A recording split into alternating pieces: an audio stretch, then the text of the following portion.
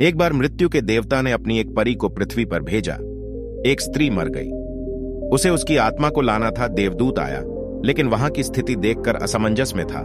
उसने देखा कि उसकी लाश के पास 3 छोटी लड़कियां पड़ी हैं। एक अब भी उस औरत की छाती से लिपटा हुआ है, दूसरा फूट फूट कर रो रहा है और तीसरा रोते रोते सो गया है। उसकी आंखों के पास आंसू सूख चुके हैं, नन्हे नन्हे तिनके।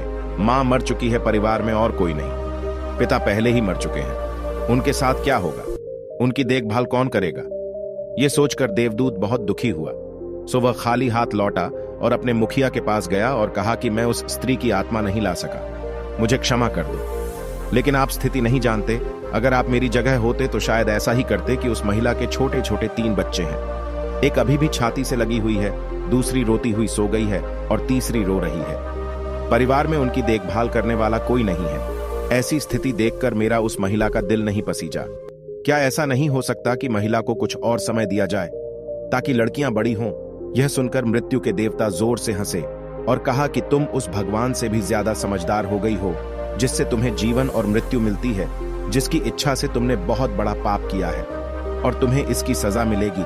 और सजा यह है कि तुम्हें धरती पर फेंक दिया जाएगा और तुम तब तक वापस नहीं आ सकते जब तक तुम अपनी इस मूर्खता पर 3 बार हंस न लो।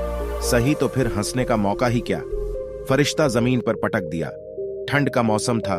वह एक सड़क के किनारे नंगा पड़ा था। उसी समय एक मोची कुछ पैसों का इंतजाम करके वहां से गुजरा। वह ठंड के मौसम में अपने बच्चों के लिए गर्म कपड़े और कंबल लेने बाजार जा रहा था। रास्ते में उसने देखा कि एक नंगा आदमी ठंड से ठिठुर रहा है, तो उसे उस व्यक्ति पर तरस आया और उसने अपने बच्चों के लिए गर्म कपड़े और कंबल खरीदने के बजाय उस नग्न देवदूत के लिए कपड़े और कंबल खरीदे। उस नग्न व्यक्ति ने कहा कि उसके पास परिवार और आवास नहीं है। इस भयानक ठंड में मैं क्या करूंगा? मोची ने कहा कि चिंता मत करो, मेरे साथ मेरे घर में रहो, लेकिन ध्यान रखना कि जो पैसे मैं अपने बच्चों और पत्नी के कपड़ों के लिए लाया था, उनसे मैंने तुम्हारे लिए कंबल और कपड़े खरीदे और अब मैं तुम्हें भी घर ले जा रहा हूं। इसलिए मेरी पत्नी को होना चाहिए गुस्सा, और शायद अच्छा या बुरा कहें, लेकिन चिंता ना करें, थोड़े दिनों में सब ठीक हो जाएगा। मोची उस फरिश्ते को लेकर घर पहुंचा। मोची को पता भी नहीं था कि जिसे वह अपने साथ ले जा रहा है वह एक फरिश्ता है, और न ही पत्नी को पता था कि जो आया वो देवदूत था, जिसके आते ही घर में खुशियों का सैलाब आ जाएगा। जैसे ही मोची देवदूत को लेकर घर पहुंचा और सारी घटना अपनी पत्नी को बताई, पत्नी गुस्से से आग बबूला हो गई। उसने अपने पति पर गोली चला दी। उसने बहुत अपशब्द कहे, वह बहुत चिल्लाई। उस दिन देवदूत पहले हंसा। मोची ने पूछा, क्या बात है, आप क्यों हंसते हैं? देवदूत ने कहा, जब मैं 3 बार हंसूंगा तो हंसने का कारण भी बता दूंगा। परी पहली बार हंसी क्योंकि उसे लगा कि मोची की बीवी देख नहीं पा रही है कि परी घर में आ गई है। उसके आते ही घर में खुशियों के दरवाजे खुल जाएंगे। पर इसमें उसका कसूर भी नहीं था। कितनी दूर तक एक आदमी देखा जा सकता है? उसे बस इतना ही दिखाई दे रहा था कि बच्चों के कपड़े और कंबल गायब हो गए हैं। वह देख सकती थी कि क्या खोया था, लेकिन वह नहीं देख सकती थी कि उसे क्या मिला। तो देवदूत हंसा। उसे बेवकूफ लगा। पत्नी भी नहीं देख सकती कि क्या हो रहा है, क्योंकि वह देवदूत था। उसने 10 दिन में मोची का सारा काम सीख लिया। उसने जूते बनाना शुरू कर दिया और फिर कुछ ही महीनों में उसके जूते इतने बिक गए कि मोची अमीर हो गया। 1 साल में ही यह बात पूरे देश में फैल गई कि उसके जैसे जूते और कहीं नहीं बन सकते।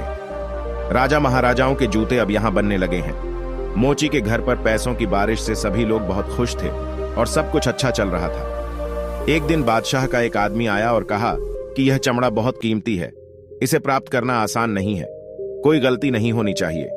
उस चमड़े से सम्राट के जूते बनाओ और ठीक ऐसे बनाएं। ध्यान रहे कि जूते ही बनाने हैं, चप्पल नहीं। उस अवस्था में ऐसा रिवाज था कि जब कोई मर जाता था तो उसे चमड़े की चप्पल पहनकर चिता पर ले जाया जाता था। मोची ने भी देवदूत से कहा कि चप्पल मत बनाओ, केवल जूते बनाओ। ज्यादा गलती न करें वरना हम बड़ी मुसीबत में पड़ सकते हैं, यह बादशाह का काम है। इतना कहकर देवदूत ने उस चमड़े से चप्पल बना दी। जब मोची ने देखा कि देवदूत ने जूते की जगह चप्पल बना दी है, वह क्रोध में इतना पागल हो गया कि वह एक छड़ी लेकर देवदूत को मारने के लिए दौड़ा। उसने कहा कि तुमने बार बार जूते बनाने के लिए समझाया था, लेकिन तुमने चप्पल बना ली। अब सम्राट हमें नहीं छोड़ेंगे, तुम निश्चित रूप से मरोगे और साथ ही मुझे और मेरे पूरे परिवार को फांसी दी जाएगी। यह सुनकर देवदूत जोर से हंस पड़ा। उसी समय पीछे से बादशाह का आदमी दौड़ता हुआ आया और कहा कि जूते मत बनाओ, चप्पल बनाओ, क्योंकि सम्राट मर चुका है। यह सुनकर मोची के हाथ से छड़ी छूट गई और उसने परी के पैर पकड़ लिए और कहा कि मुझे माफ कर दो, मैंने तुम्हें मारा, मैंने बहुत बड़ी गलती की। देवदूत ने कहा, कोई बात नहीं, मैं अपनी सजा काट रहा हूं। मोची ने उससे पूछा, कौन सी सजा और तुम क्यों हंस रहे हो? देवदूत ने कहा, जब मैं 3 बार हंसूंगा तो मैं सब कुछ बता दूंगा। भविष्य अज्ञात है और उसके अलावा भगवान को कोई नहीं जानता आगे क्या होगा, और इंसान वैसे भी अपने पिछले अनुभवों के आधार पर फैसले लेता है। बादशाह जिंदा होता तो जूतों की जरूरत होती और मरता तो चप्पल फरिश्ता। फिर हंसा यह सोचकर कि हमें भविष्य का पता नहीं और हम कामना करते रहते हैं, अनुमान लगाएं जो पूरी तरह से व्यर्थ हैं। हम चाहते हैं कि ऐसा हो, लेकिन ऐसा कभी नहीं होता, पर होता कुछ और ही है। किस्मत हमसे बिना पूछे ही चलती है, लेकिन हम बेवजह शोर मचाते रहते हैं। हमें चप्पल चाहिए, लेकिन हम जूते बनाते हैं। मरने का समय है, लेकिन हम जीवन को व्यवस्थित करते हैं। तो देवदूत को पता चलता है कि उसे क्या पता कि उन लड़कियों का भविष्य क्या होगा। मैंने बेकार में टोका। यह सब सोचकर देवदूत हंस पड़ा, उसकी मूर्खता पर जोर से। इसी तरह कुछ सालों बाद तीसरी घटना घटी। देवदूत मोची की दुकान पर बैठकर जूते बना रहा था। तभी वहां एक बूढ़ी औरत के साथ 3 जवान लड़कियां आईं। उन तीनों की शादी होने वाली थी। वे अपने जूतों का नाप देने आईं। देवदूत ने उन्हें देखते ही पहचान लिया कि ये वही 3 लड़कियां हैं जिन्हें वह अपनी मृत माताओं के पास छोड़ गया था, जिनके कारण वह इस सजा को भुगत रहे हैं। तीनों स्वस्थ और सुंदर थे और उन्हें देखकर ऐसा लग रहा था कि वे किसी बड़े परिवार में पली बढ़ी हैं। उन्होंने उनसे पूछा कि यह बुढ़िया आपके साथ कौन है? बुढ़िया ने जवाब दिया कि ये मेरी पड़ोसन की लड़कियां हैं। बचपन में ही इनकी मां का देहांत हो गया था। ये बहुत गरीब थीं, इनके पास खाना तक नहीं था। इन्हें खिलाने के लिए इनके स्तनों में दूध तक नहीं था।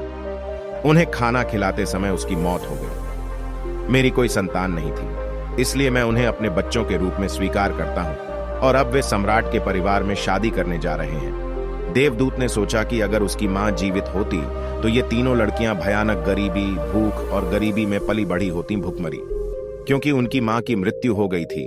उनका पालन पोषण इतने समृद्ध परिवार में हुआ था और अब ये तीनों इस बुढ़िया की सारी दौलत के मालिक हैं। देवदूत उस दिन तीसरी बार अपनी मूर्खता पर हंसा। उसने अपनी तीनों लड़कियों के लिए अब तक के सबसे शानदार जूते बनाए और उसने आकर मोची को सब कुछ बताया। ये 3 कारण थे।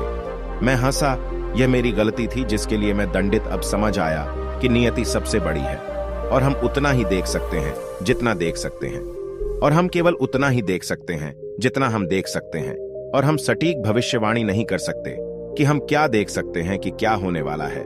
मैं अपनी मूर्खता पर 3 बार हंसा हूं। मेरी सजा हो गई, सो अब मैं जाता हूं। और देवदूत चला गया। दोस्तों, इस कहानी से सीखने वाली बात यह है कि आज जो घटना घटी है उसे देखकर हम यह निर्णय नहीं कर सकते कि यह घटना हमारे लिए अच्छी है या बुरी। इसका उत्तर भविष्य के गर्भ में ही छिपा है। इसलिए हर अच्छी या बुरी घटना पर प्रतिक्रिया देना व्यर्थ है।